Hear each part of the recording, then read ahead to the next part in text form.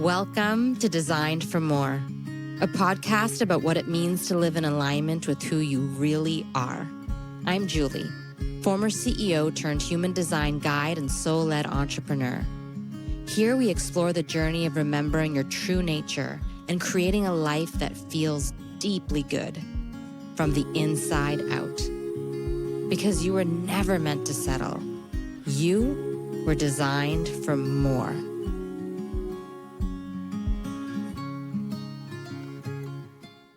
Hi, everyone. It feels really good to be back here at the mic with you because it's been a while, almost over a month, a lot longer than I had hoped or expected, because life kind of took me on a detour, or maybe not a detour. I actually love that life is a ceremony if we allow it, and it took me on an initiation, disguised as a plumbing disaster. But before I get into that story, which I promise will tie into human design and all the things that you're here for, I want to set the frequency for this episode. If you've been carrying a lot recently, responsibilities, expectations, the invisible emotional load that somehow always finds its way toward women, I want to begin by saying something that I need to hear, and that I didn't know I needed to hear until life forced me to listen. You can put it down, and you will be safe. I invite you to really feel that, to let those words land in your body. Because if you're like me, your mind already disagrees. And this episode is the story of how I learned that truth through the most unexpected, mundane, messy, perfectly timed initiation, our well collapsing. So let me take you back a bit. About 6 weeks ago, I was in the middle of a pretty normal day. Kids, work, planning, dinner, making sure everyone had clean socks, the usual. And I was in the shower, of course, when suddenly our water just stopped. No warning, no trickle, nothing. Which, listen, when you have 3 kids, losing water is basically like the universe throwing a brick through your window with a note that says, "Good luck, here we go." And at first I thought it was simple. Maybe it's a breaker issue, a pump issue, or some other small repair. But very quickly, it became clear that it was not small. Our water pump was overheating and therefore burning out, then shutting itself off, refusing to turn on. And every time I tried to fix it, my nervous system was like, oh, okay, we're going into survival mode? Cool. Haven't been here in a while, but let me dust off the trauma responses. That feeling where your whole body goes tight because you know something is coming and you don't yet know how big it's going to be, but you can already feel the bills coming. Yeah, that. And then the pump eventually died. So we invested in a new one. And then that one died again. So we replaced the water pressure tank. And then the plumber said, "I think this isn't a pump issue. I think your well is failing." And at that moment, it felt like the floor fell out from under me.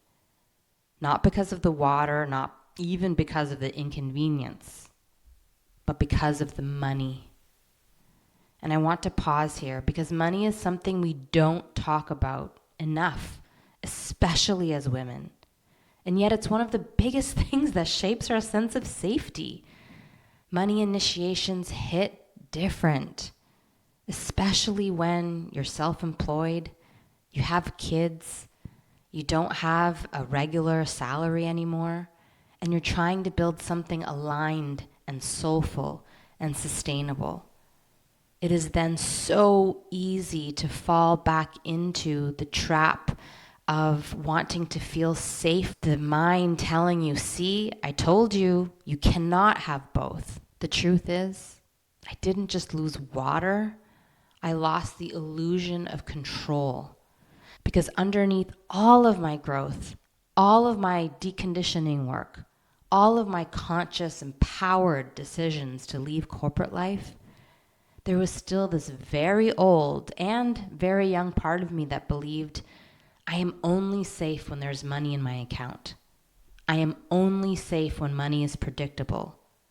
I am only safe when I can see at least 6 months ahead, which is basically the opposite of entrepreneurship, let's be honest. It's basically the opposite of surrender to the universe. It's basically the opposite of believing that everything happens for me, not to me. It's basically the opposite of responding to life as a generator. And so suddenly, this well situation wasn't just about water. It was about my relationship to provision, my fear of instability, my lineage around money, my nervous system, my marriage, my identity, and my entire sense of safety, all revealed in one mundane moment. So we bring in the well experts, and they say, your well is only 50 feet deep. It's basically sitting in groundwater and has been running on fumes for just about 50 years now. That's how old our home is. It will never sustain your family, so you need a new well. And that's going to cost at least $20,000. Except it wasn't $20,000, it was $26,000. And I had that full body freeze. That moment where your stomach drops and your chest tightens and your mind starts running the what if disaster reel faster than you can breathe. I thought, I can't afford this. This ruins our year. This ruins our plans. And also it ruins our future. This means something about me, surely. This means something about our safety. And it triggered every generational story I carry around money. Money disappearing, instability, unpredictable futures, danger, collapse, shame, and very much so the pressure to figure it out alone. My nervous system was screaming, if you don't handle this, no one will. If you don't carry this, everything will fall apart. Does that sound familiar to any of you? If so, hold on to that thought because we're going to come back to it. In the middle of all of this, what did I do? Well, naturally, I pulled a tarot card, the Ten of Wands. If you're unfamiliar with the visual of the Ten of Wands, it's basically someone carrying a huge bundle of sticks uphill. So my interpretation of this was basically someone doing all the things, holding it all together, shouldering the weight for everyone.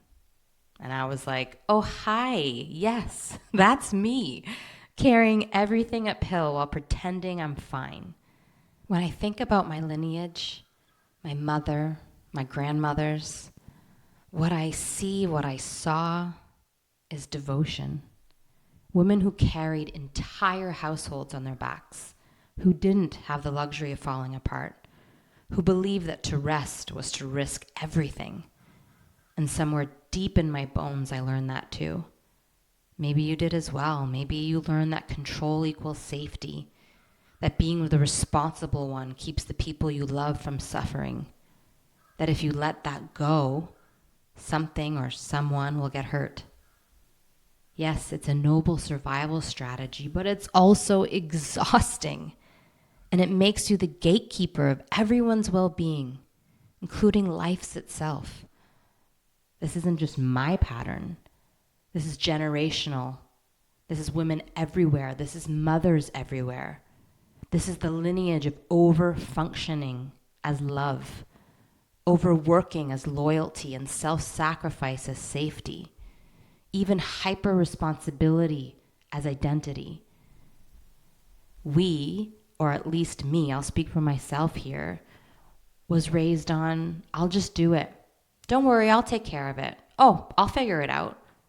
We'll be okay as long as I stay strong. Which sounds noble, but it's actually a trauma pattern, for me at least. And the Ten of Wands says, you've proven yourself as responsible. You don't need to keep proving it. But the thing was that my nervous system didn't believe that.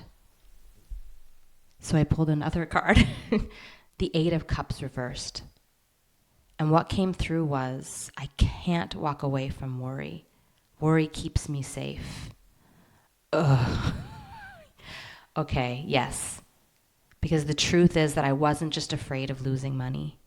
What I was really afraid of under that was that I was afraid of losing my protection system. The belief that constant vigilance is what keeps my family alive. This is what so many of us carry. Hypervigilance as safety, overthinking as protection, doing everything as love. But I realized that I wasn't carrying the weight out of responsibility. I was carrying it because it was the only way my body knew how to feel safe. And this well crisis, this ordinary, messy, very muddy, frustrating situation was showing me the deepest part of that belief. And this is where life gets poetic. Because when they pulled the old pump out, the guy said to me something that I don't think he knew was so profound and meaningful to me. Your pump didn't break. It overheated. It burned out from over-efforting. It was trying to pull water from a source that couldn't give it enough. And I laughed like an actual out loud laugh. Because hello metaphor, right? I was the pump. Over-efforting, overworking, running hot, trying to pull from a shallow source. Burning myself out because I had to. Because I believed that I had to. Believing safety depended on my effort. I mean, you can't make this stuff up. So when they drilled the new well and told us it needed to go from 50 feet to 350 feet, I actually got chills. Because suddenly it wasn't just a well, it was a reflection, a teaching, and what I hope is a prophecy. The old source was shallow. The old patterns were shallow. The old beliefs around money were shallow. The old ways of receiving were shallow. They only worked when everything was perfect. They only worked when I was over-efforting, and they only worked when I was plugged into hypervigilance, a place that my nervous system knew well and felt safe in. But the new well, 350 feet deep, tapped into a natural aquifer? Well, that, my friends, is an entirely different paradigm. A deep well doesn't have to try, it receives. And that's the metaphor that cracked me open. I don't need to over-effort. I don't need to burn out.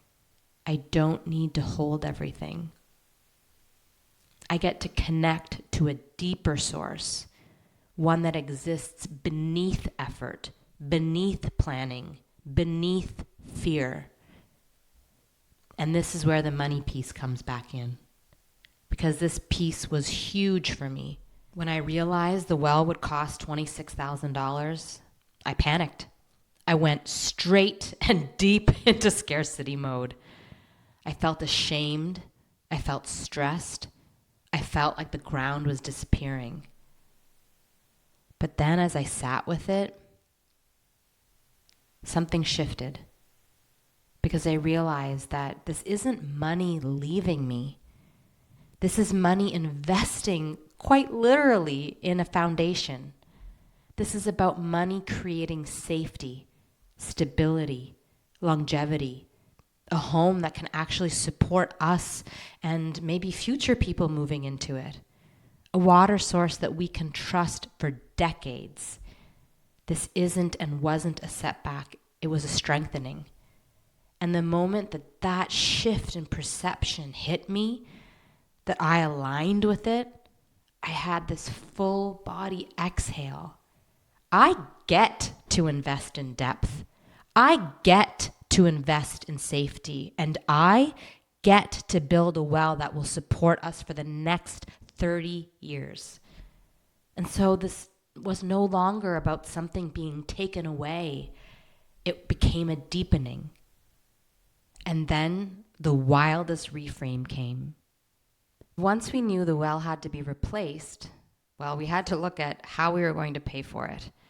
And for my listeners outside of Canada, RRSPs are our retirement savings. If you take money out before retirement, you get hit with taxes. So it's really the last pot of money you ever want to touch typically. But realizing that the only real option we had was to pull from our RRSPs, that landed in my body in a very particular way. This wasn't just, oh, this is expensive. It was, oh my gosh, am I risking our future? Am I jeopardizing what we've built? Am I failing? It felt like it wasn't just in the present. It was reaching into the future and shaking the part of me that still wants everything to be predictable and safe.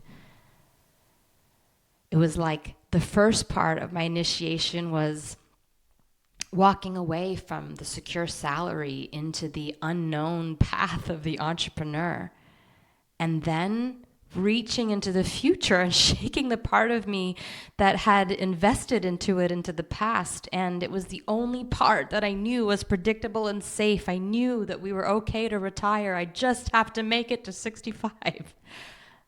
But then, and this was honestly one of the most unexpected reframes, something softened in me and I realized past Julie, the one who contributed to RSPs, the one who worked so hard to create safety for her family, she was supporting me now. And that isn't failure. It's care, it's love, it's provision. The money isn't disappearing. It's flowing from my past into my present to secure my future, a future that is juicier and more abundant and more energizing and more liberating and more on purpose and point to me than the idea of stopping something at 65 and, living on some kind of set budget. Hell no. Money wasn't disappearing. It was becoming a circulation, not a loss. And that shifted everything again. As they drilled deeper and deeper into the earth, down past 100 feet, 200 feet, 300 feet, I realized the well wasn't the thing that was being rebuilt. I was. I realized how much I'd been gripping, how much pressure I'd been holding, how even after leaving corporate, even after leaving the felt sense of safety and identity I held as a CEO, even after studying human design, even after deconditioning, there was still a part of me that believed that if I don't carry it, we won't be safe. And the deeper the well went, the deeper the truth felt. I can put it down, and we will be safe. I kept hearing it. You don't need to over-effort. You don't need to hold everything. You don't need to see 5 steps ahead. You don't need to cling to money for safety. You don't need to parent from vigilance. You don't need to run your business from pressure. You can put it down. You can rest. You can trust the deeper source that you are and you will continue to be safe. That's the real initiation that happened. I often say that life is ceremony. You don't need to fly to Peru to be expanded, cracked open, grow. It can happen in your backyard with mud and invoices and humility. The well became my teacher. It showed me where I was still gripping, where I still didn't trust life to hold me.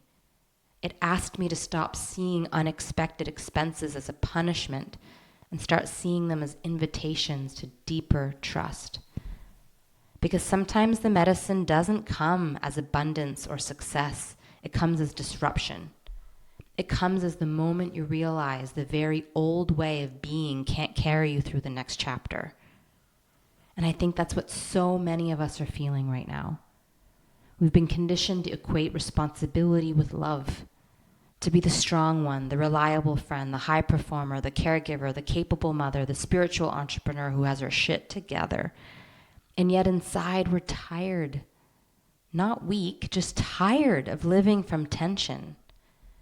When I look at my clients, women leaving corporate, mothers, entrepreneurs, I see versions of myself.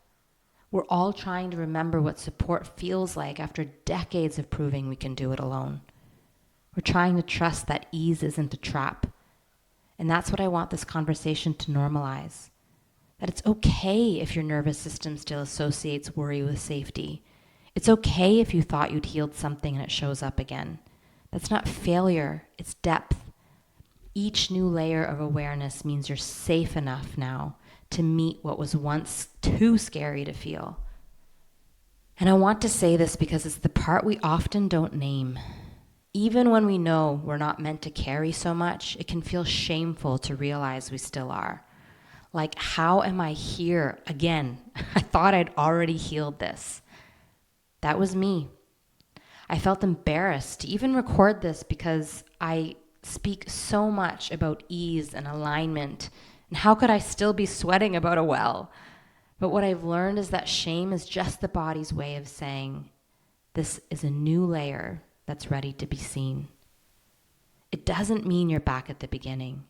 It means you're ready for a deeper round of liberation. So if you're in that place, feeling frustrated that you're repeating a lesson, please know you're not regressing, you're refining.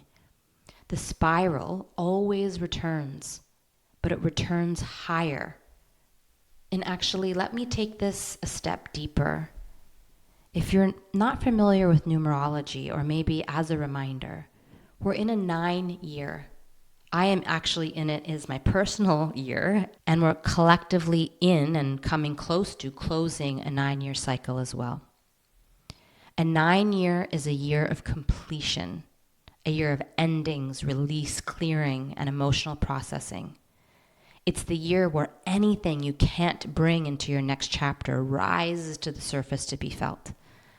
A 9-year doesn't let you bypass your patterns.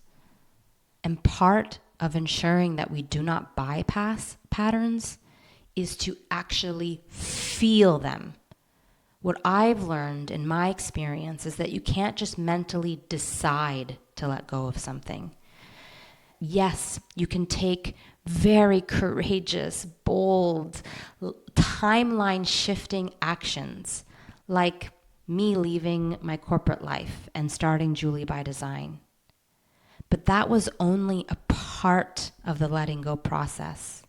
What I've learned is that you need to feel the pattern fully.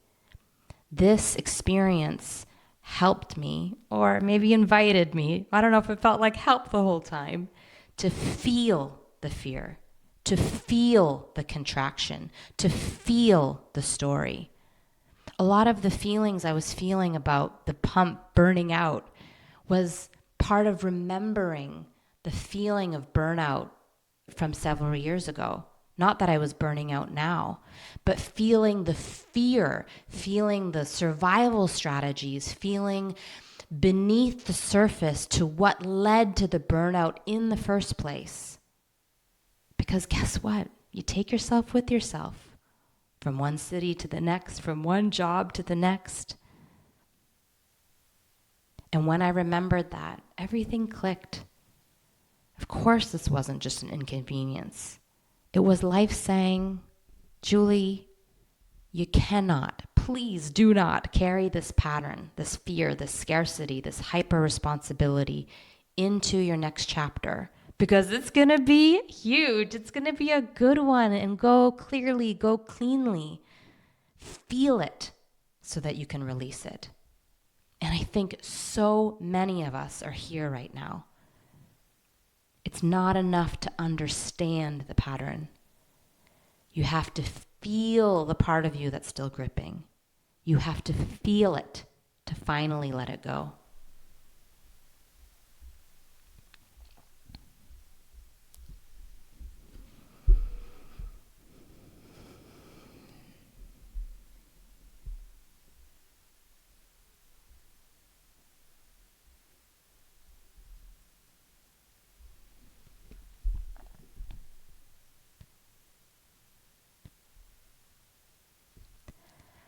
So let's slow this down a bit if this is bringing anything up for you.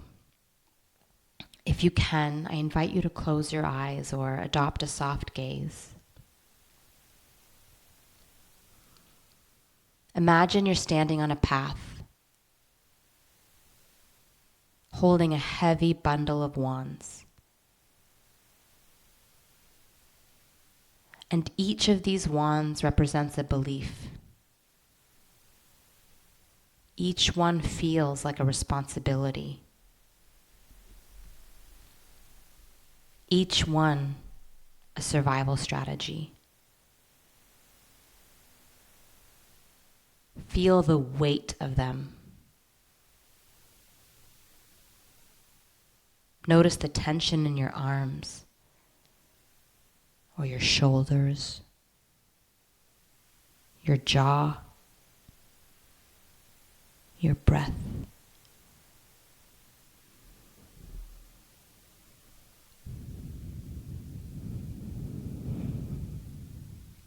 And now, one by one, begin to set them down. Maybe you start with the wand of, I have to do it all. Set it down.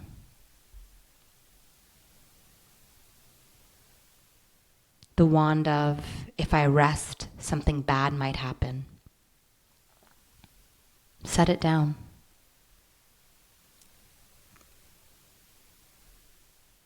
The wand of, money defines my safety.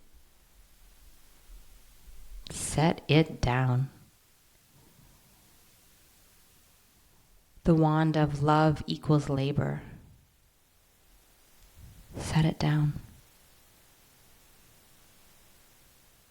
The wand of, my worth is in how much I hold. Set it down. And the wand of, I have to manage everything for everyone. Set it down. Put them on the ground, all of them. And now feel your arms empty. Feel your chest soften. Feel your breath deepen.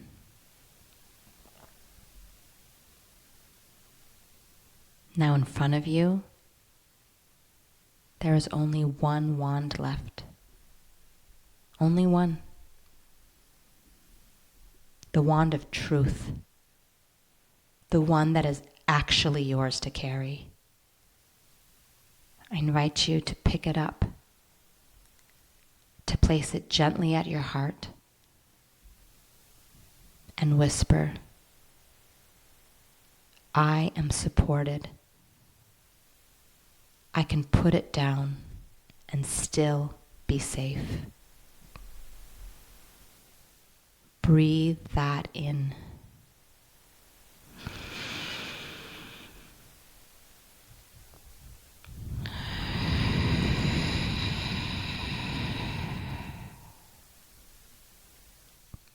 Let your body believe it.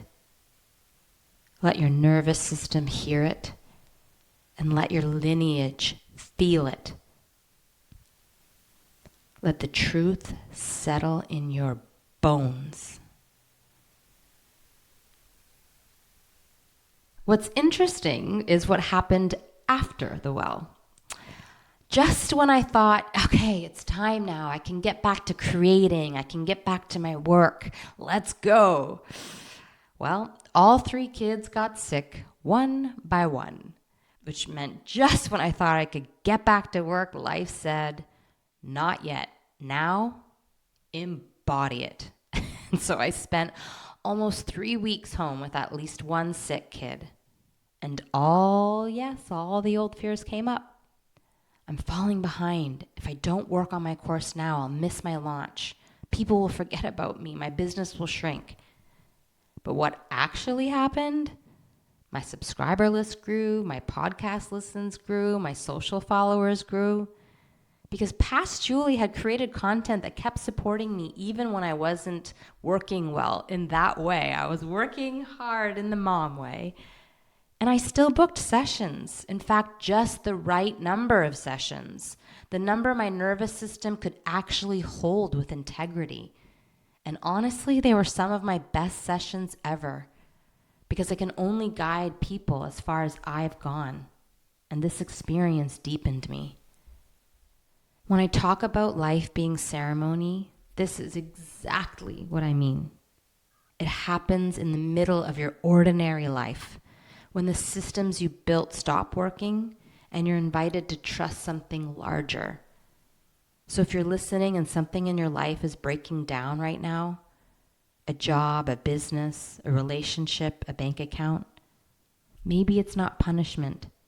Maybe it's the ceremony you didn't know you signed up for. Maybe it's life saying, you don't have to carry this anymore. If you're still with me, thank you. This episode wasn't just about a well.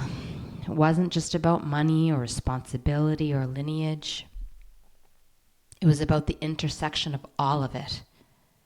It was about remembering that safety isn't earned.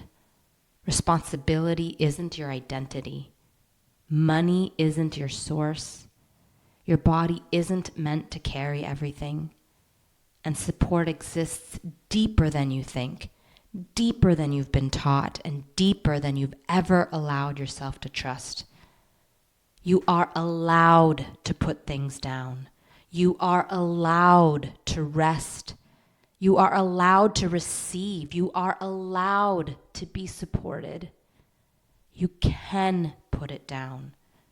And you are and always will be safe in that. Thank you for listening. I love you. I'm so glad to be back. Until next time, take a breath, drink some water, and let something you've been carrying finally rest. Thanks for listening to Designed for More. If you felt sparked or seen in today's episode, I'd love for you to leave a review, share it with a friend, or come find me on Instagram at Julie by Design. And remember, your clarity is sacred and your joy is a signal. You are designed for more.